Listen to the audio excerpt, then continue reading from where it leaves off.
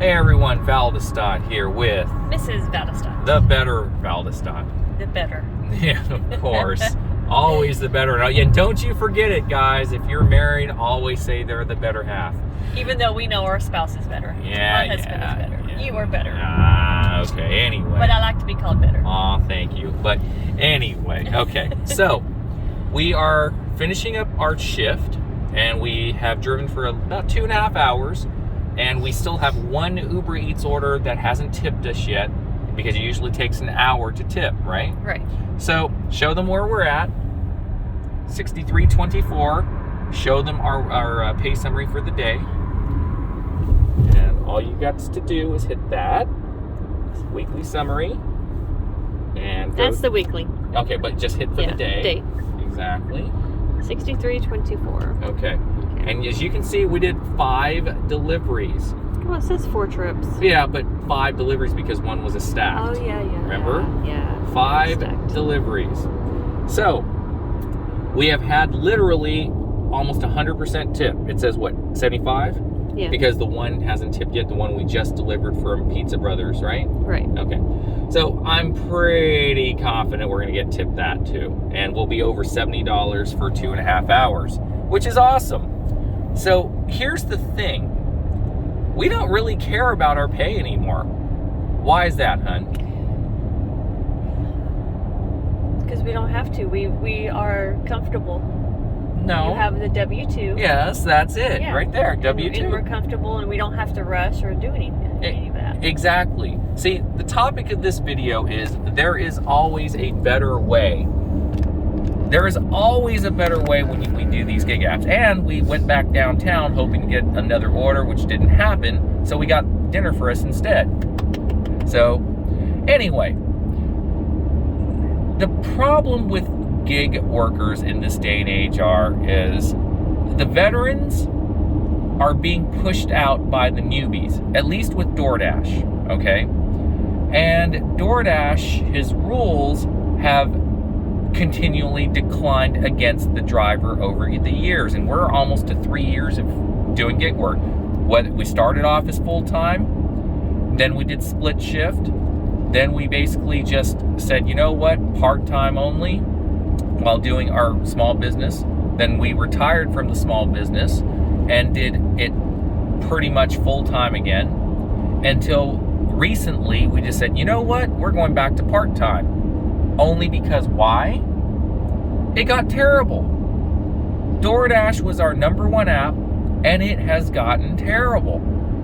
It's gotten to the point where they want you to drive ridiculous miles for low pay. Or if you want double-digit orders, you have to drive far.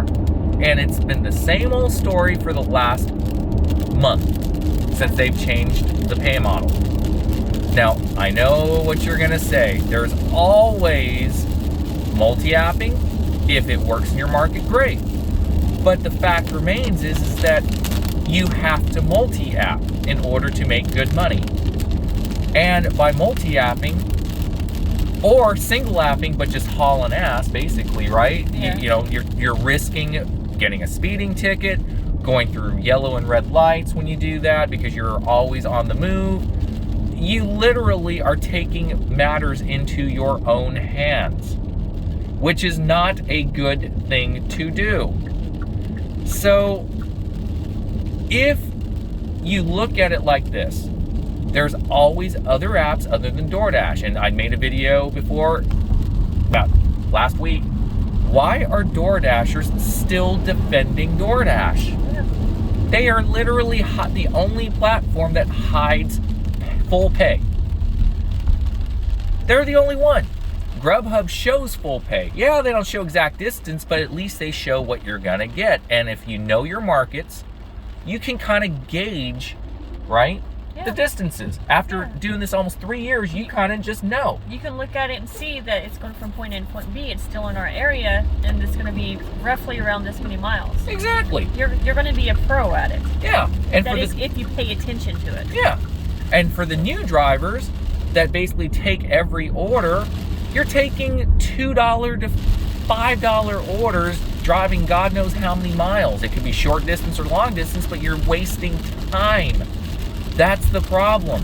If you even take 10 minutes for a short delivery, assuming that a fast food drive-through order like at McDonald's right here we're pulling into, right?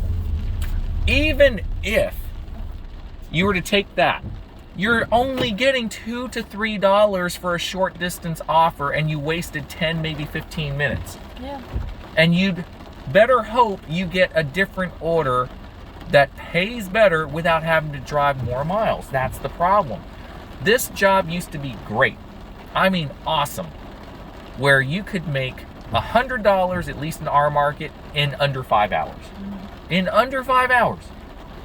Now, you work 5 hours, you're barely getting maybe $60 on Doordash, driving maybe 40 to 45 miles in our market. It's a struggle. Yeah. And these drivers, especially the new ones, don't know any better, but even the veteran ones are defending Doordash. Now, I know we had this discussion earlier. They may not have anything better in their market. I mean, but there's always Grubhub, there's always Uber Eats, there's always Instacart, there's always, Shipt, there's always Amazon Flex, there's always, Rover, there's always Dispatch, there's Tackle, there's GoPuff. There's so many other apps that any market in the United States has to have at least a handful of those. All they have to do is Google. Yeah, at least a handful. Yet they are so hung up on Doordash for some reason. Even if it's the greatest app in your market, you have a W-2 to go back on. And we just said this before. What was the main reason why people are afraid to go to W-2s? They don't want to work. They've gotten lazy. Or for them, they're taking care of their children or an elderly family member or health reasons. But number one, they just don't want to work and they've gotten lazy. Half of them. Yeah, half of them. Yeah. We're not saying everyone's like that. No, we're not. Everyone has their own issues. We don't know what shoes they're in. But from what I personally have seen, they just don't want to go to work because they like staying home. They're using this flexibility to be able to stay home and do what they want to do. Kind of like our son, Michael. Yes. Mm-hmm. And they're looking for the exact job they want for them to make them happy. But you can't do that. You just got to get a job, a W-2, part-time, full-time, whatever. And then in the meantime, you can look for something that's going to make you happy. And gig app on the side. Exactly. On a day off. Yeah, day off or even after work or before work for a couple of hours. The thing is if you do that, you are not pressured to break traffic laws. You are not pressured to take marginal orders. Mm-hmm. You are not like let's say it's an 8-mile $6 offer, right?